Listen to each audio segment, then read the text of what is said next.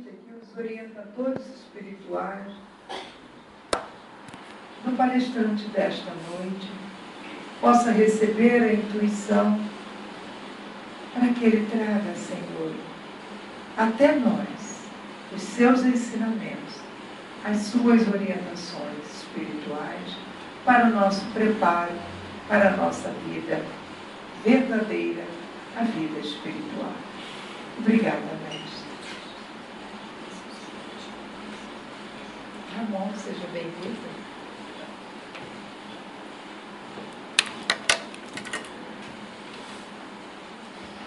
Uma boa noite a todos. É um prazer estar aqui novamente, poder estudar mais um pouquinho, aprender um pouco mais sobre essa doutrina, poder compartilhar também, né? Não aqui na posição de quem vai ensinar alguma coisa, mas na posição de alguém que também está em processo de evolução, que tem as suas imperfeições, como qualquer um que está debaixo do sol. Então, a palestra de hoje, a gente vai falar sobre as potências da alma, mas antes, eu vou só avisar que essa palestra, assim como outras palestras que nós fizemos, tanto na segunda-feira quanto nos outros dias, elas ficam disponíveis para quem quiser ouvir novamente, enviar para alguma pessoa que às vezes não pode estar aqui, às vezes para a chuva também, né? Então eu vou deixar o endereço aqui. Dentro de uma semana, 2 semanas no máximo, a palestra vai estar disponível, tá? Então, para quem quiser, é só acessar esse site aqui, Pensamentos Humanistas.com. Além disso, tem outros artigos lá relacionados à doutrina espírita, alguns estudos das leis morais, alguma coisa sobre mediunidade também, tá? Mas quem desejar, só acessar o site. Eu estava aqui, né, ouvindo o Henrique tocar essas músicas muito bonitas. Parecem que não sei se a ordem é planejada ou não, mas independente se for ou não, é uma questão de se a gente tem alguma sensibilidade, alguma consciência para parar para perceber a mensagem que tem em cada uma das músicas, a gente percebe que Deus está do nosso lado o tempo todo. A gente percebe nos sinais mais sutis que o Senhor sempre coloca perto de nós os nossos anjos da guarda, como Ele colocou na música, sempre coloca perto de nós alguns anjos da guarda encarnados, no papel de mãe, no papel de filho, de pai, algum amigo, colega de trabalho, está sempre querendo ajudar a gente de alguma forma, colocar a gente para frente, colocar a gente para cima, porque são tantas as dores que nós passamos, que às vezes, não sei se é só comigo, às vezes dá vontade de eu desisto. É muito sofrimento, é muita dificuldade que a gente tem que passar, esse negócio de progredir é muito duro. E às vezes a gente fica assim, poxa, tem tantos exemplos que eu ouço em palestras, em filmes, nos livros espíritas, espiritualistas, de pessoas que têm um grau de evolução tão grande, e a gente começa a querer se comparar e fica pensando assim, poxa, vai ser muito difícil eu conseguir chegar nesse nível. Mas a proposta da doutrina espírita é justamente trazer o consolo. Por isso que é colocada como uma doutrina consoladora. Na primeira música que tocou mais fundo em mim foi a do Anjo da Guarda, que ele fala que o Anjo da Guarda está o tempo todo do nosso lado, que ele vai estar ajudando a gente não o vê, mas ele está sempre ali do nosso lado, nos intuindo. Cabendo a nós apenas nos elevarmos os nossos pensamentos, na oração, na vigilância, para conseguir entrar em sintonia com ele.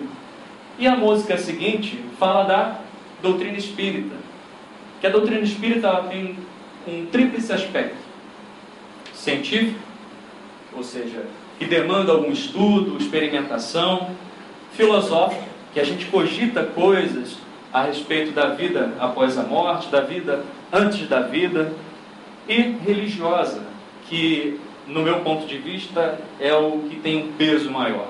é aquele que vai fazer a gente entender quem a gente é, aliado à parte filosófica, e colocar em prática tudo aquilo que a gente aprende. Então ele fala, a gente está do seu lado o tempo todo, mas vocês também têm que fazer a parte de vocês. Mas a gente não vai desamparar. E quando tudo parece dar errado, segura na mão de Deus e vai. Né? Foi isso que ele falou. Então a proposta de hoje é sabendo que existem várias dores que a gente passa durante a nossa vida, durante no trabalho, na família, em todos os grupos sociais que a gente convive, a gente tem dificuldades. E muitas vezes não temos esclarecimento ou ferramentas para conseguirmos superar essas dificuldades. E a proposta de hoje é trazer mais uma ferramenta para que a gente possa conversar um pouquinho a respeito, depois entrar numa discussão, perguntas e respostas, para poder enriquecer um pouco mais sobre uma ferramenta que é muito importante. É a vontade. A vontade está intimamente ligada ao pensamento. Mas a gente, antes de chegar no pensamento, vamos falar um pouco mais detidamente da vontade. Esse tema foi tirado do livro de Leon Denis. Já vem fazendo uma série de palestras com os temas desse livro, que se chama O Problema do Ser, do Destino e da Dor. É um livro muito bom, né? Leon Denis foi considerado um apóstolo do Espiritismo, porque ele era um conferencista, era um defensor muito árduo da doutrina espírita e tinha um papel de divulgação muito grande. Eu costumo dizer que ele era o Divaldo Franco da época, né? Porque ele fazia muitas palestras, inclusive em congressos internacionais. E eu acho que esse tema, apesar de ser breve na explanação, na discussão, é um tema fácil de entender, mas ele é de uma profundidade tão grande que, porque por mais que nós saibamos o que temos que fazer, a gente às vezes acaba saindo pela tangente, não concentrando o foco no que nós desejamos, né? E aí a gente acaba, mais uma vez, naquela situação, poxa, eu sabia que era para fazer isso, mas acabei indo por outro lado, né? Normal. Nós não somos os únicos e nem seremos os últimos a passar por situações dessas. Mas, com a consciência de sabermos o que é o correto, a gente tem a obrigação de acertar mais do que errar. Então, o objetivo é a gente introduzir um pouco mais a respeito desse tema. E para falar um pouco da vontade, eu vou falar um pouquinho da programação neurolinguística. Quem já ouviu falar? É um nome esquisito, mas quem já ouviu falar, levanta a mão. Tem algumas pessoas que já ouviram, né? Eu não sou nenhum especialista, apenas um curioso do assunto. Programação neurolinguística também é conhecida como PNL, né? Que ela foi concebida, vamos dizer, sistematizada, porque isso não é nada novo, né? Isso já é dito desde que o mundo é mundo por diversos sábios, filósofos, cientistas e tudo mais. Há muito tempo, apenas eles sistematizaram o conhecimento. A PNL ela foi concebida em 73, por um neurologista e por um psicólogo, o Richard Butler e John Grinder. Esses dois camaradas aí, eles faziam cada um seu estudo, e aí eles observavam pessoas de sucesso, pessoas que tinham sucesso em diversas áreas de atuação, tanto no campo profissional, científico, acadêmico, religioso, enfim, empresarial. E ele achava o seguinte, que de alguma forma existe um comportamento que pode ser mapeado, estudado e adquirido e desenvolvido, que a gente pode transmitir isso para outras pessoas, para que elas tenham o mesmo sucesso do que essas outras. E aí eles começaram a analisar, fazer pesquisas, escrever artigos, discutir, fazendo experiências com diversas pessoas, e chegaram à conclusão que sim, existia de certa forma um padrão, né, por falta de palavra melhor, um padrão de comportamento entre eles, e não só um padrão de comportamento perante a sociedade, mas um padrão de pensamento também, que fazia com que ele alcançasse os objetivos, que as pessoas de sucesso alcançassem os objetivos que elas desejavam. E aí eles desenvolveram a PNL. dentre os vários postulados que tem a PNL, né, assim, não vamos entrar aqui em questões técnicas, mas apenas para fazer um link com o nosso tema de hoje, uma das coisas é desejar, é querer que algo aconteça. Se nós desejamos, por exemplo, passar num concurso, nós temos que estudar, né?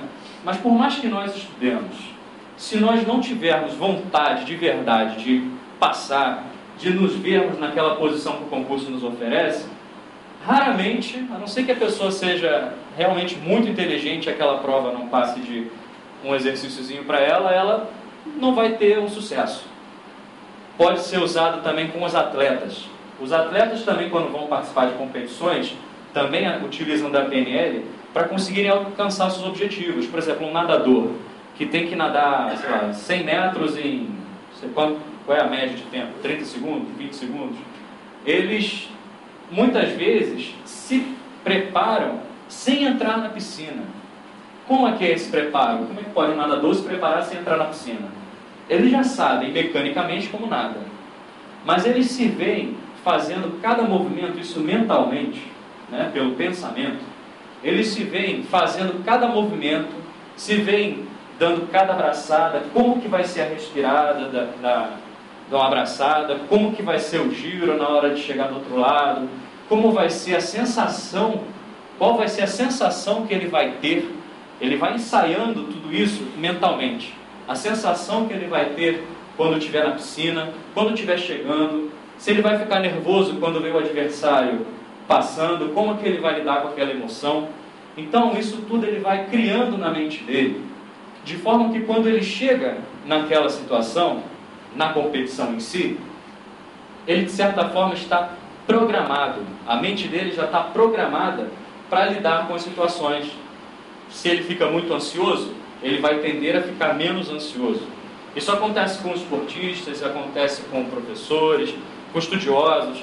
Por exemplo, eu mesmo utilizo dessa técnica quando, por exemplo, vou apresentar um trabalho alguma exposição do trabalho, algum projeto que eu tenho que apresentar, e eu sei que vai ter pessoas importantes na audiência, e aí eu fico nervoso, é normal, né? Cada vez que a gente vai se apresentar, a gente fica nervoso, e aí eu fico pensando como que eu vou me portar, de forma que quando eu chego lá, a tendência é que a ansiedade ela seja mais controlada e não atrapalhe o meu desempenho. O que tudo isso tem a ver com o que a gente está fazendo aqui? Que tudo tem a ver com a vontade, com a parte espiritual. Em algum momento, lá no Livro dos Espíritos, vocês sabem que os Espíritos falam que no plano espiritual, tudo é um pensamento, né? Tudo, no plano espiritual, a gente não consegue ocultar os nossos pensamentos.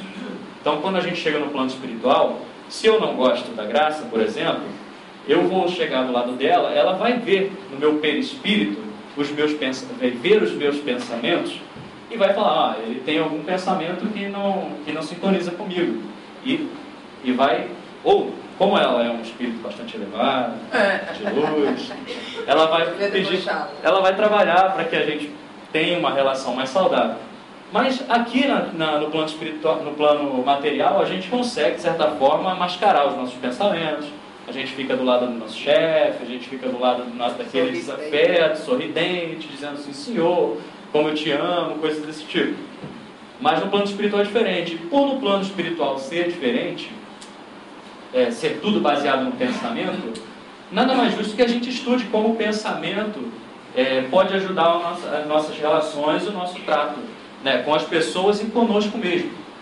Então, como tudo começa no pensamento, a gente pode até concluir que esses estudos da PNL, da psicologia e outros estudos que trabalham a questão do pensamento são, de certa forma, fornecidos pela espiritualidade para a gente começar a aprender. Certa vez eu li num livro que falava que a comunicação gestual era estudada no plano espiritual, para que eles pudessem aprender a identificar o que a pessoa queria dizer além das palavras.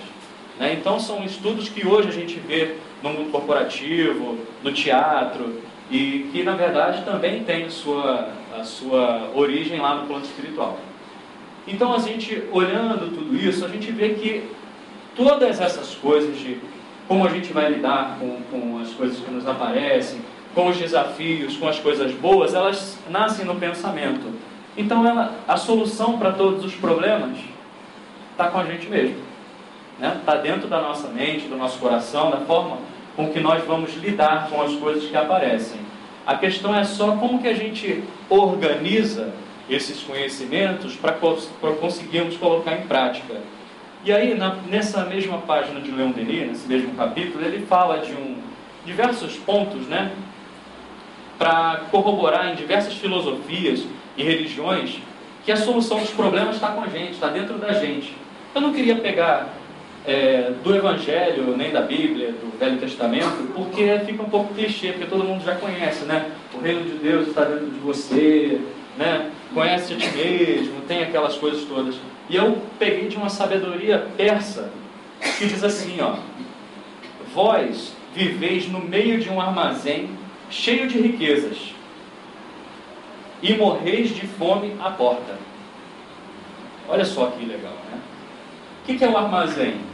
Né? Se a gente pensar que nós somos uma consciência, a nossa consciência está repleta de ferramentas que a gente pode se utilizar para poder matar a nossa fome espiritual principalmente, né? A nossa fome de evoluir, a nossa sede de fazer o bem, né? Porque eu sei que apesar das dificuldades que a gente tem aqui no plano material, a gente deseja de certa forma fazer o bem. Afinal de contas, estamos aqui para isso, nem que o bem seja para nós mesmos.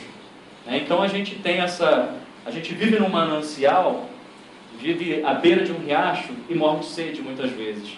Mas a partir de agora isso vai mudar, porque a gente já tem a informação e já vai saber como melhorar isso. E eu vou recorrer ao livro No Mundo Maior, de André Luiz, da coleção A Vida no Mundo Espiritual. Ele fala sobre a casa mental. Alguém já ouviu falar na casa mental? É um tema bastante badalado na doutrina espírita. Quem já ouviu falar na casa mental? Já ouviu? Pouca gente. Existe um mentor espiritual que se chama Calderaro. Ele fala a respeito da casa mental, fazendo uma analogia com a consciência humana, com a mente humana, né? Mente humana entende-se também dos espíritos, né?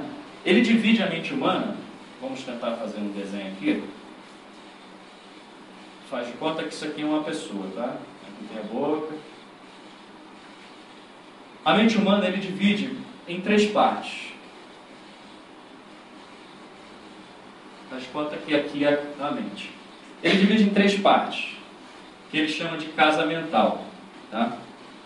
A casa mental, a primeira parte da casa mental, aqui, o primeiro andar, ela tem três andares. O primeiro andar são as questões mais, vamos dizer, os automatismos do ser humano. As experiências que a gente viveu nas vidas anteriores, principalmente das vidas anteriores. As dificuldades que nós temos de lidar com as coisas, aquelas coisas que a gente pensa assim, por exemplo, a gente está num exercício de tolerância com alguma situação que nos surge. E a gente vai exercitando. Só que às vezes aquela situação surge de maneira tão intensa que a gente estoura e pensa assim, nossa, como é que eu pude fazer um negócio desse? Né? Eu me desconhecia. E as pessoas também dizem, nossa, você foi tão diferente. Eu não conhecia esse lado seu.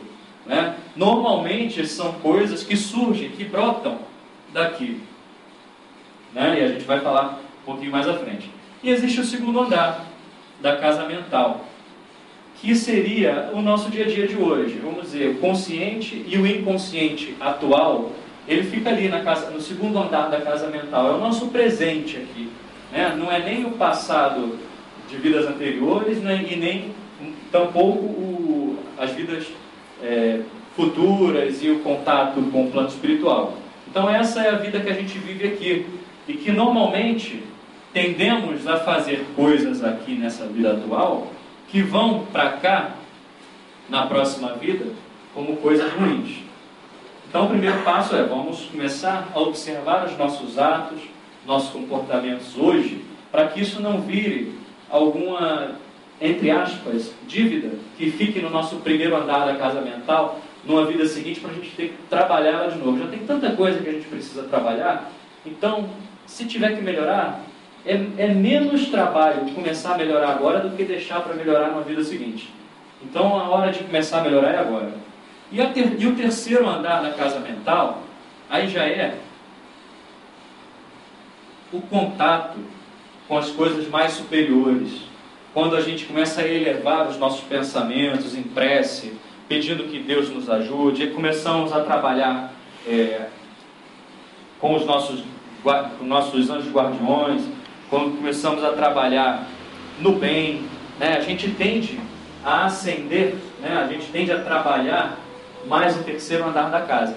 A gente tende, na verdade, a ficar muito mais aqui e aqui um pouquinho, né, do que aqui. Quando a gente está aqui ouvindo uma palestra, por exemplo, e sintonizado com o que está sendo dito, refletindo a respeito, vendo como aquilo pode melhorar a nossa vida, a gente, de certa forma, está abrindo campo para as coisas mais elevadas. A gente está visitando o terceiro andar da casa mental.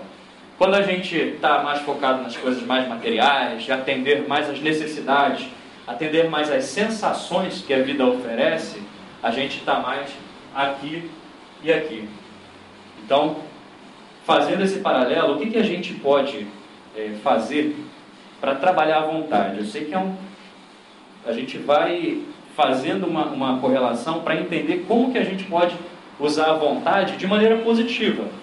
Porque a gente pode usar a vontade de qualquer maneira. O que Leon Denis fala é usar a vontade para atingir um objetivo de evolução, um objetivo de chegar num nível de perfeição relativa, de superar as nossas dificuldades e de fazer coisas que hoje, às vezes, falta um pouquinho de vontade, às vezes a gente até deseja, mas falta um ingrediente que a gente vai falar depois para conseguir atingir aquele objetivo. Então, qual é o trabalho que a gente vai fazer? Questão 919 do Livro dos Espíritos. Alguém sabe qual é? Pegadinha. 919, é uma das mais famosas, tirando a número 1, é claro. Como que a gente vai se tornar uma pessoa perfeita? Santo Agostinho responde lá, né? Como que a gente conhece as nossas dificuldades? Como é que a gente vai realmente fazer um trabalho de se conhecer? Porque quando a gente ouve falar assim, conhece a si mesmo, faz um mergulho interior, é abstrato isso, né? Tem gente que não vai entender como que isso funciona. Se eu chego para uma pessoa que não lê nada sobre filosofia, por exemplo, faça um mergulho interior na sua alma.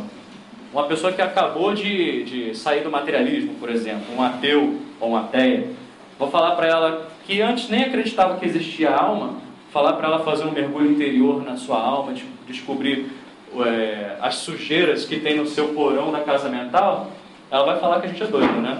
Então, o que a gente precisa fazer? Que Santo Agostinho falava lá. Santo Agostinho fala na questão 919. Eu fazia o seguinte, ele falava. Eu fazia o seguinte quando eu estava entre vocês. Toda noite antes de dormir, lembraram?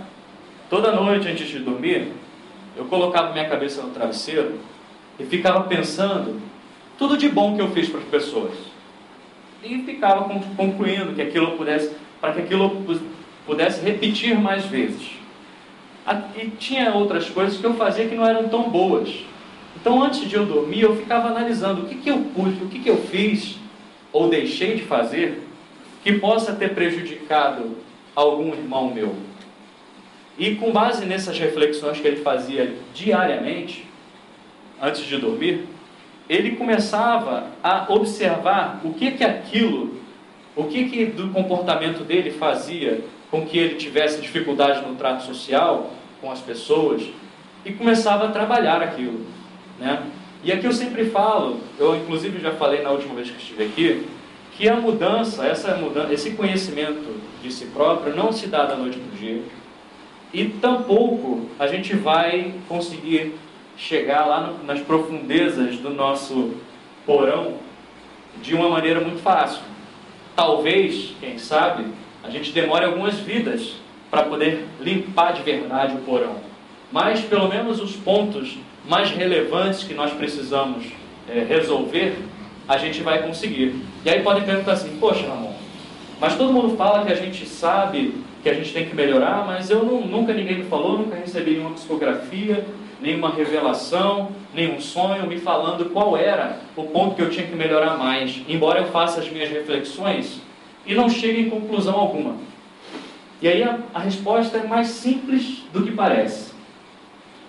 Todos nós, principalmente quando participamos de processo seletivo, né? O recrutador pergunta assim: me diga 3 pontos positivos seus. Aí você diz, isso. Ah, tem isso. A gente diz um monte, né? De pontos positivos. Aí ele fala assim: me diga 2 negativos. Aí você fica com aquela vergonha de dizer, aí fica querendo dizer alguma coisa que possa não prejudicar a sua candidatura à vaga. Mas é exatamente aquilo que você pensa naquele momento que é o que você precisa melhorar. Porque, de certa forma, é aquilo que mais te incomoda, né? Que você tem até vergonha, muitas vezes. Nós temos vergonha de dizer, né? Mas sabemos que temos que melhorar. Então, é aquilo que você tem que melhorar de pronto. Então, quando alguém faz essa pergunta, o que você... Diga 2 pontos negativos seus.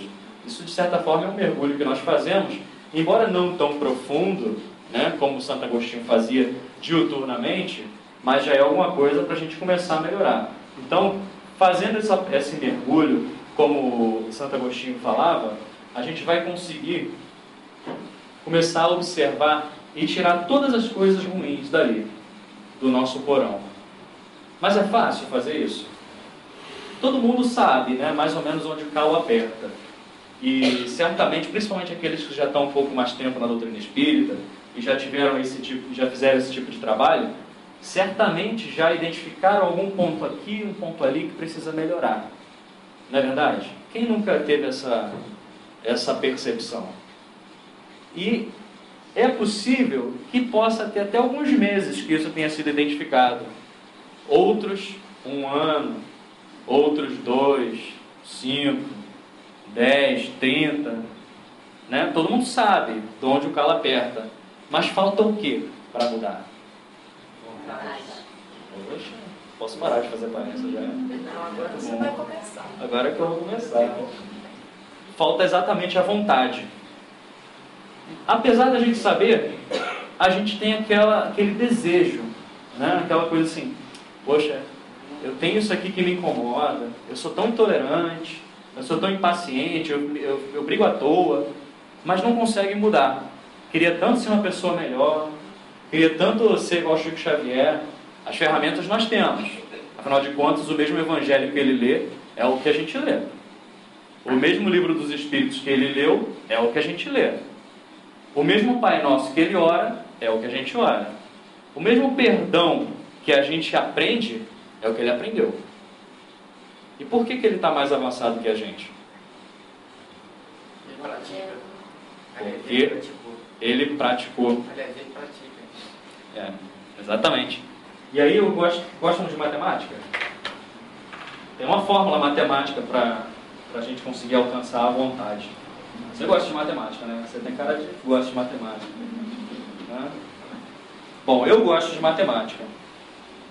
E a fórmula matemática, né? Einstein está me inspirando aqui, para a vontade é a seguinte: vontade é igual a desejo mais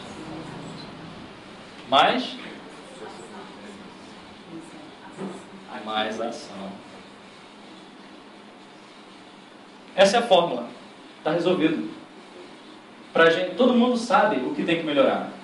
Todo mundo sabe aonde o calo aperta. E todo mundo tem desejo de ser uma pessoa melhor. Afinal de contas, estamos aqui para isso. Mas muitas vezes nos falta ação. Querer fazer é uma coisa. Fazer é outra. Né? Tem que ter atitude. Tem que ter mudança de comportamento. E aí, agora que vocês vão entender por que eu comecei a falar de programação neurolinguística. Primeira coisa, se visualizem fazendo a melhoria. É o primeiro passo. Se visualizem experimentando as sensações que você terá quando estiver fazendo aquele ato que você acha que tem que fazer para conseguir a sua evolução, atingir mais um nível da sua evolução. Visualiza como você vai estar, visualiza como a pessoa que vai receber um ato seu, caso seja direcionado a alguém, vai se sentir. O que você vai ouvir naquele momento, o que você vai ver naquele momento. Começa a visualizar isso mentalmente. De forma que quando você se enquadrar, se você se encontrar num contexto que vai ser obrigado a agir de uma maneira que vai te trazer algum benefício, você vai estar mais ou menos programado para isso. De certa forma, você vai, através da sua vontade e da ação, fazendo uma prece, vai ficar tudo mais fácil. Porque você já vai saber como é fazer o bem, pelo menos inconscientemente, ter aquela sensação, e os amigos espirituais vão até ter mais facilidade para trabalhar com aquilo. Mas isso não é aquela coisa assim, daqui a 1 minuto eu vou, sei lá, ter que encontrar com um desafeto meu, eu vou me visualizar. Não, é um trabalho que você vai fazendo mentalmente durante a sua vida mesmo, durante o seu dia a dia, de noite, acordando, dormindo. Isso você vai condicionando para que consiga atingir aquela configuração mental, se eu posso dizer assim, para conseguir atingir um feito bom que você planeja, né? Então, essa é uma fórmula que muitas vezes a gente não faz a ação porque às vezes tem medo também. E o medo é um dos maiores problemas que impedem a gente agir com a vontade, né? A gente tem medo, às vezes, do desconhecido, né? Porque a gente está, de certa forma, numa zona de conforto. Quando a gente fala assim, imagina se a gente estiver no plano espiritual, todo mundo vai conseguir ver os nossos pensamentos. Peraí, eu penso cada coisa, é melhor eu ficar por aqui mesmo. Então a gente tem medo de se expor, né? Porque sabe que nós não somos flores para que sejam cheiradas, né? Então a gente procura ficar no comodismo, não, me deixa aqui, esse negócio de evoluir eu vou ter que me expor. Se eu me expor, as pessoas vão ver quem eu realmente sou. E aí a gente tem medo. E aí o medo trava e a gente não consegue agir. Então, o medo é um problema sério nesse contexto, né? Mas suponhamos que a gente vai, das próximas oportunidades que nós tivermos, procurarmos pensar o tempo todo em fazer o bem, procurar atingirmos um grau de pensamento sintonizado com nossos amigos espirituais, refletindo sobre nós mesmos, procurando visitar de tempos em tempos o que está no nosso porão e trazendo esses problemas para a nossa consciência, para que a gente consiga atuar sobre eles e fazermos a nossa mudança, a nossa reforma íntima. E a gente fazendo isso, a gente vai ter que ter mais um ingrediente que é muito fundamental para a gente trabalhar com a vontade efetivamente, que é o foco, né? A gente precisa se concentrar. Concentrar-se no dicionário é o seguinte: centralizar, tornar mais denso, mais forte, evitar a dispersão. Isso aqui que é o ponto mais importante da nossa palestra. A gente pode ter vontade, a gente pode ter desejo, a gente tendo desejo e ação, a gente vai ter vontade, né? Mas a vontade, ela tem que ser tenaz, ela tem que ser firme. Quando a gente coloca um propósito de mudar, a gente não pode desviar para a esquerda ou para a direita. A gente tem que ter um compromisso, antes de tudo, conosco mesmo. É igual a pessoa que deseja parar de fumar, por exemplo. Se ela começa fumando 10 cigarros, por exemplo, e aí daqui a pouco ela fica 2 dias e fala assim, a cada 1 semana eu vou reduzir 1 cigarro dos cigarros que eu consumo. Depois de um tempo ela vai ter parado de fumar. Mas vamos supor que ela tem aquele foco, ela quer aquilo, ela deseja melhorar. Ela quer melhorar a saúde, ela quer deixar de fumar e quer ajudar o meio ambiente, parar de colocar essas fumacinhas aí no meio ambiente. Então ela vai fazer o quê? Ela vai focar naquilo. Mas a partir do momento que ela fala assim, aí a pessoa chega assim e fala para ela, influenciada até por alguns amiguinhos que querem que você continue fumando, porque afinal de contas alguns amiguinhos ainda em estágios de evolução similar aos nossos, por não poderem mais fumar, eles aproveitam os fluidos que nós liberamos quando fumamos, quando bebemos, ou quando estamos em qualquer atitude viciosa, seja ela material ou moral, eles acabam aproveitando da gente também, né? E aí chega uma pessoa e fala assim, ali perto do meu trabalho tem um café, que na verdade que também é uma tabacaria. E aí eu estou parando de fumar, um exemplo, né? Eu não fumo, mas suponhamos que eu estivesse parando de fumar. Aí um amigo meu chega e fala, vamos tomar um café lá na tabacaria? Aí eu vou chegar, tomar um café, vou sentir aquele cheirinho, nossa, tem cigarro disso, cigarro daquilo, tem charuto, não sei o que, papapá, e a pessoa vai perder o foco e vai acabar caindo no vício novamente.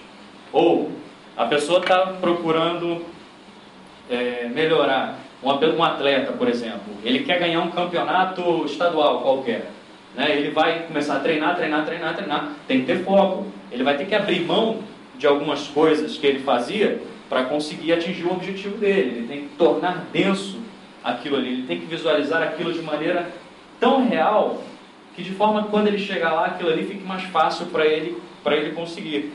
Então, se ele está treinando para conseguir atingir lá, ganhar o campeonato, no meio do caminho, um colega qualquer fala assim, vamos passar um final de semana em Angra dos Reis, ele vai perder o foco. E se ele perder o foco, ele deixa de ganhar o campeonato, ou pelo menos vai ficar muito mais difícil, né? Se não tiver muito no sangue da pessoa fazer aquela atividade, vai ficar muito mais difícil. E isso é legal porque no plano espiritual, nas questões espirituais, é a mesma coisa. Toda vez que a gente fala assim, eu quero me melhorar, eu quero resolver o problema relacionado à tolerância, à paciência, por exemplo. Se eu me colocar em situações, e eu ainda estou exercitando, se eu me colocar em situações que demandem que a paciência esteja bem trabalhada, eu vou acabar perdendo foco. Ou eu me coloco em situações que me tornem mais irritável, eu vou acabar perdendo foco e vou deixar de trabalhar esse quesito também. Quero me tornar uma pessoa mais espiritualizada. E um planejamento que eu fiz para mim mesmo foi o seguinte, fazer prece todo dia. No dia que eu não fizer uma, ontem eu não fiz, amanhã eu também não vou fazer. Depois também não vou fazer. E aí eu perdi o foco. E aí as coisas vão se tornando difíceis. Não, eu me comprometo toda segunda-feira estar aqui no Ceará para ouvir uma palestra. Se a gente... Aí choveu. Fala sério, está chovendo, vai estar vazio. O palestrante vai se atrasar e nem vai. Mas não, ele vem sim, mesmo chovendo. Tem que ter desejo de melhorar, mas tem que ter ação também. Como a Graça falou. Se a gente vai trabalhar, né, a gente vai para o trabalho, mesmo chovendo, até às vezes com greve de ônibus a gente dá um jeito e vai. Né? Por que para melhorar a nós mesmos, a gente não vai?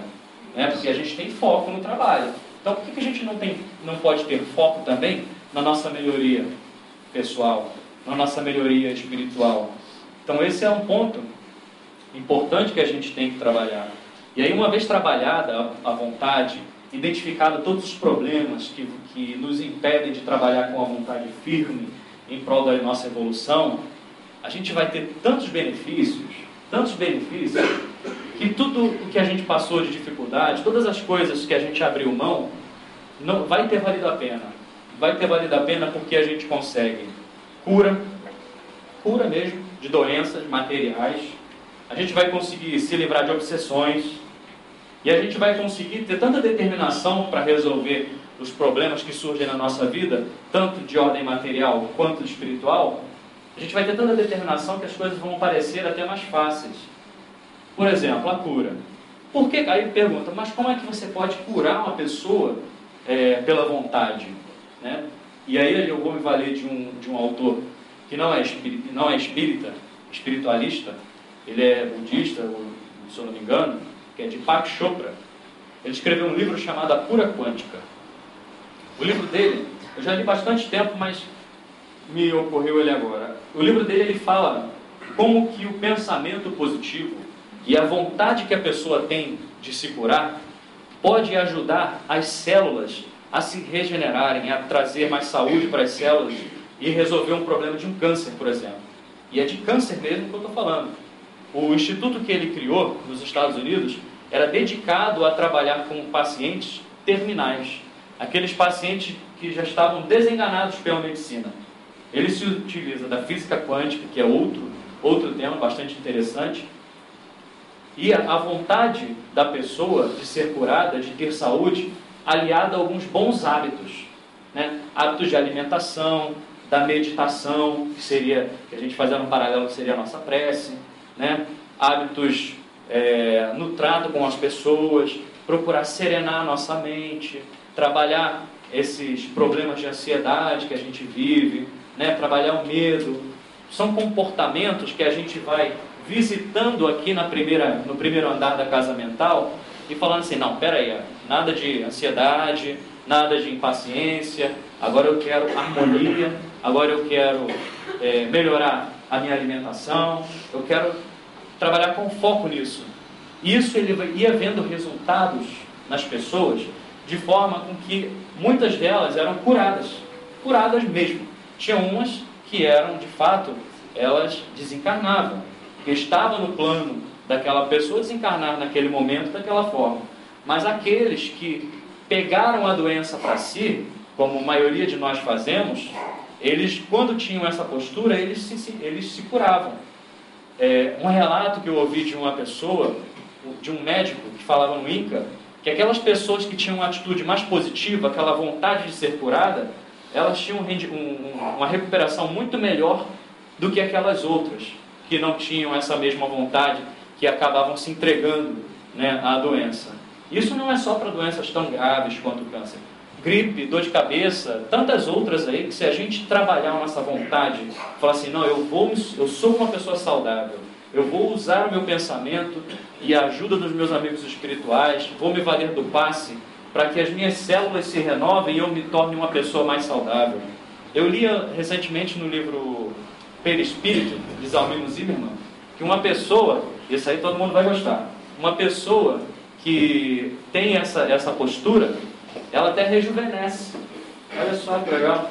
A pessoa até rejuvenesce, porque as células vão trabalhando de maneira tão positiva, tão boa, que ela vai tendo uma aparência mais jovem, vai tendo mais vitalidade, né? E havendo merecimento, eles depositam até um pouquinho mais de fluido vital para a gente conseguir viver mais um pouquinho, se tiver no nosso merecimento, né? A desobsessão. Por que a obsessão, o que é? É um espírito, encarnado ou desencarnado, que de certa forma faz uma ligação mental comigo, e eu vou alimentando esse elo mental, e aquilo vai me trazendo algum prejuízo, de ordem física, emocional, espiritual. Isso só permanece porque nós, consciente ou inconscientemente, permitimos. Quando a gente fala assim, a partir de agora acabou, eu não vou mais sintonizar nesse pensamento. Quando a gente tem a vontade firme, a desobsessão acaba. Quem cura a desobsessão não é espírito, não é espírito mentor, né? Quem cura a desobsessão somos primeiramente nós. Quando a gente fala assim, agora acabou, aí os espíritos, nossos mentores, falam assim, então agora você contribuiu para isso. Lembra que a gente estava falando na música? Eu estou ao seu lado, mas você não me vê. Só preciso que você dê uma brechinha para poder trabalhar, né? A gente não pode simplesmente jogar tudo para o plano espiritual e esperar que as coisas se resolvam. A gente tem a nossa parte também. E a nossa parte não é só fazer caridade, dando bens materiais, né? Dando comida. Às vezes a caridade começa com a gente, né? A gente poder melhorar o nosso pensamento, nosso padrão de pensamento vibratório, começar a ficar bem, porque a caridade começa na gente. Ama ao próximo como a ti mesmo. Se você não ama a si mesmo, como é que você vai amar o próximo?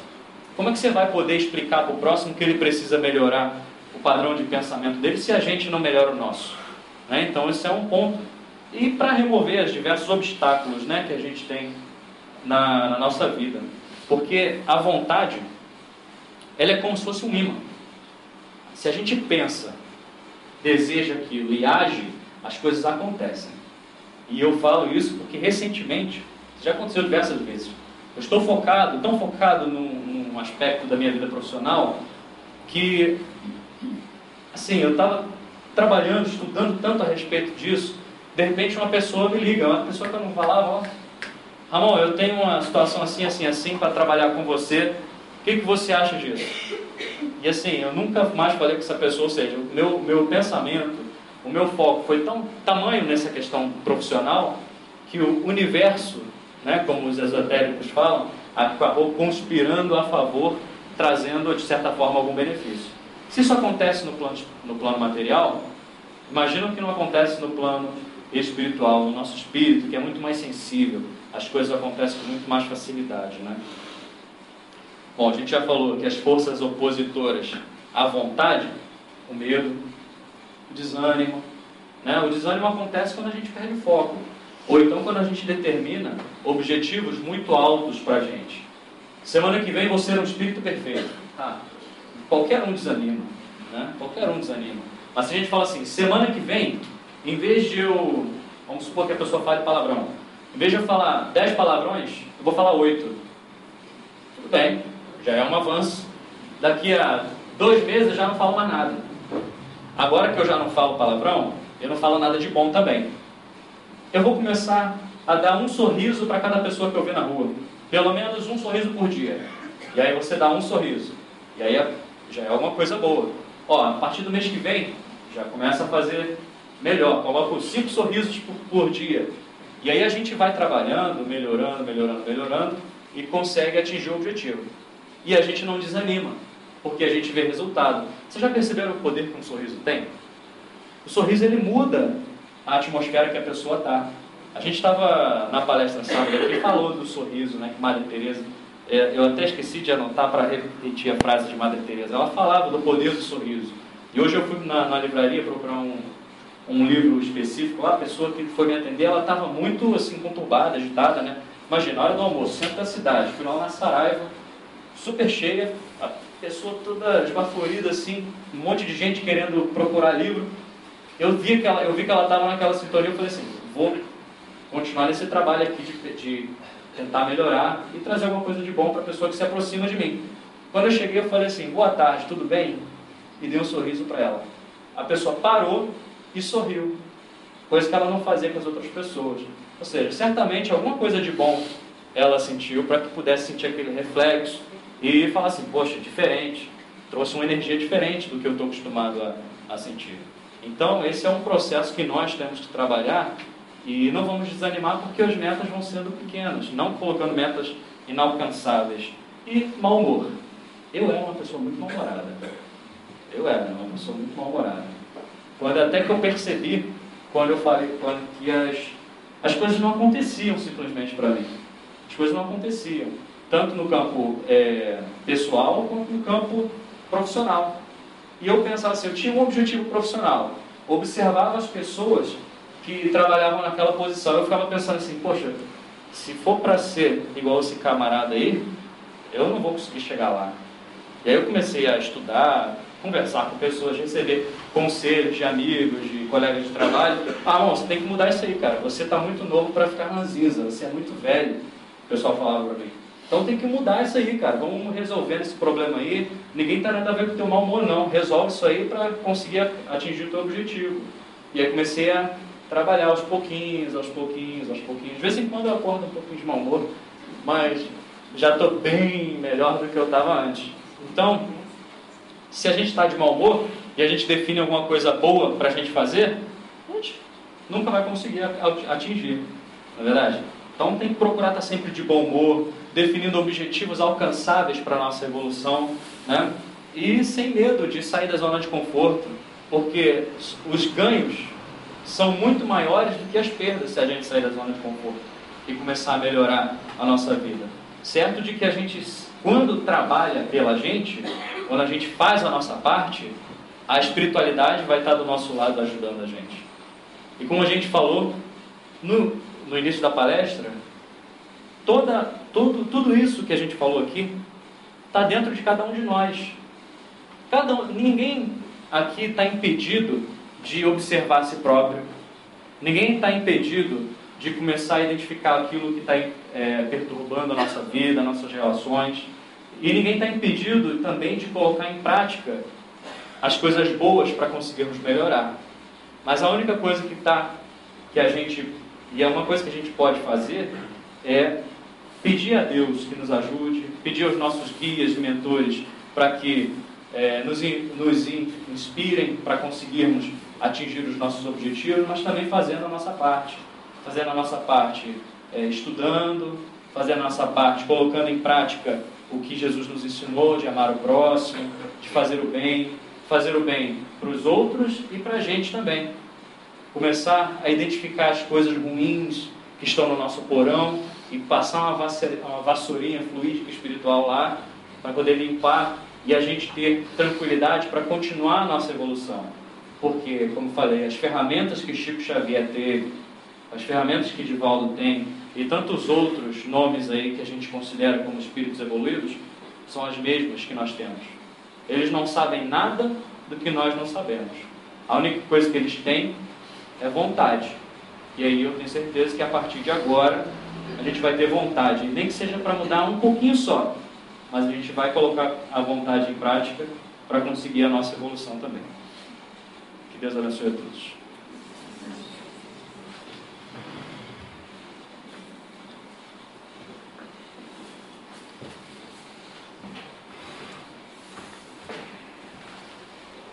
Queremos dar as boas-vindas para Ana Lúcia de Moura Pontes. Bem-vinda. Caroline Fernandes O. Silva. Ó. Ana Maria dos Santos. Bem-vinda. Eunice Souza Fernandes.